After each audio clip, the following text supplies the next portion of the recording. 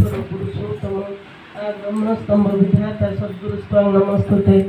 प्राणर ठाकुर मोर विश्ववंदनीय जगत जननी श्री श्री बर्मा महान आदर्श युगाचार्य श्री श्री बड़दा सत्संगर कर्णधारा आचार्य देव आचार्य परिवार समस्त मोर आभूमि प्रणाम। आज आमको पूर्व सुजोग देइचंती सौरा माँ महांती माँ पंडा माँ ए तीन परिवार शांति स्वस्ति इष्टिचर्यामय जीवन प्रभु को श्री चरण तले निवेदन रखे तथा उपस्थित समस्त माँ मानकर पारिवारिक जीवन शांति स्वस्ति एवं इष्टिचर्यमय हो उठू यहाँ प्रभु को श्रीपादपदे मोर निवेदन। माँ मैंने सुंदर भाव आलोचना करुले ठाकुर कही सांप्रतिक सांप्रदायता धर्म नाहरे बोली कही तो संप्रदाय मनीष सृष्टि किंतु धर्म सांप्रदायिकता धर्म नुहे बोली ठाकुर कही से बाणीटा आज समस्ते जदि गुरुंकर पाद पद्म जदि आसिक आश्रित होते ताहले सांप्रदायिकता माने वार्ड ही रही न कारण समस्त जीवन में गुरु मुख्य होगी उठा से देश में ये जो समस्या ये जो विभीषिका केवे भी देखा दे न एक गुरु को लेकर से चलते द्वितीय समस्त भितर जो केन्द्रायित होते ठाकुर रुहते एक निष्ठ भक्त होते रुहते आज समस्ते धर्म माने किए मुसलमान किए हिंदू किए जैन किए ख्रीस्टियान विभिन्न प्रकार धर्म बोली भाविकी जो धर्म धर्म भितर जो रणहुंकार चली आज केते भयावहता देश में सृष्टि कर ठाकुर कहते ये सब जो सृष्टि होती तुम्हें दायी ए देश दोष तुम्हें भी दायी बोली ठाकुर कहते दीक्षा नहीं जो कर्तव्य आम तो निजे मोर कथा मु तो विवाह करनी कहीं गोटे जन क्या भी दीक्षा दे पारे से तो आ कौन हम चारिआडे अने तुम पड़े घर भितर पशि किए मत दुष्णा जा घर को गले से नाई नाई हई हई कले पलि आसी घर से भी तो रक्षा पाइबी आगू जो विपद आसची से जो आसला कोविड कौन टे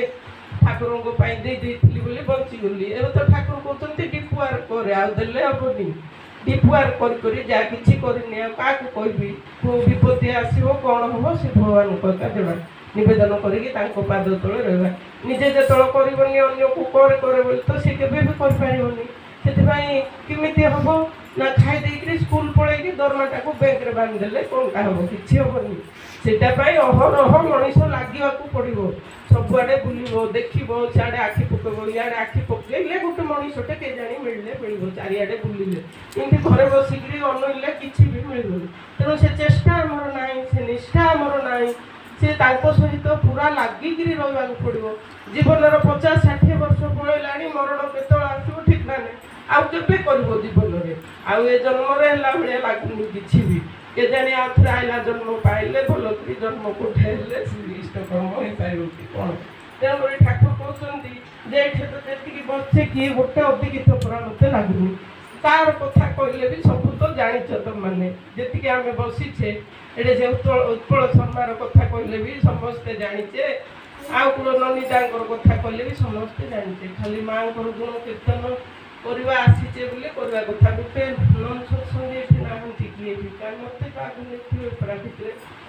तो जहाँ भी आम आसीचे माँ गुण कीर्तन करवा से जो धारा श्रावण आसी पृथ्वी को ए विश्व को शांति स्वस्ति ठाकुर जो उद्देश्य थिला से निजे भी कांदुले जो उद्देश्य मोर थिला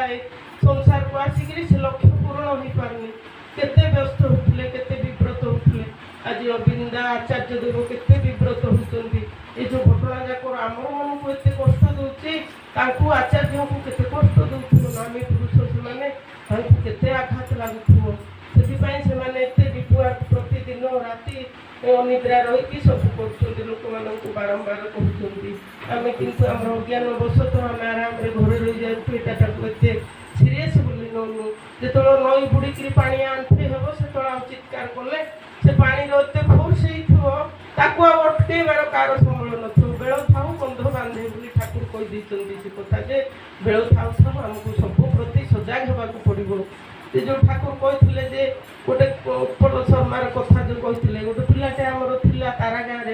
से पिलाटा को समस्ते मारुले खाली चोरटा से खाली आसो गेट फेट बाड़े कबाट फट बाड़े समस्ते बाहर विधे बाड़े देवे से पलैब ता बापा चोर माँ चोर पिला भी चोरी विद्या शिखिला थरे आसला क्लास रे बसला मो नुआ कि मत देखला मुझे तो मो कहले आपको कौन कले ये तो किसी शुणुनी उत्पल शर्मार गप कहली पिला समस्त को डाकिली पिला शुण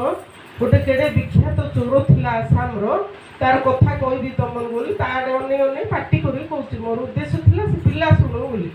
जिंदी से शुणिला चोर कथा पाखक धीरे धीरे आइला से गोटे बड़ हल दूर पाखक आइला से जो कहले उत्पल शर्मार गपटा से पूरा कहली किंतु से परिवर्तन होला से पिलाटा तार दिन आ टिके मोर पाखरे आसिक बसला तार दिन बोला दीदी से आ गोटे गप कह बोली मतलब से ताकू नहीं कि आम चोर पिला बोली दूर दूर मार मार कले से आहरी अधिक माने उग्र प्रकृतिर होता धीरे धीरे से ठाकुर कहले उपस्थित बुद्धि से थोड़े उपस्थित बुद्धि बोला मोर मन पड़ला बबी शिबू ट्यूशन रू आसते बबी शिबू को दूर कहला कि साइकेल चलू मुझे शिखेबी देख मो आगे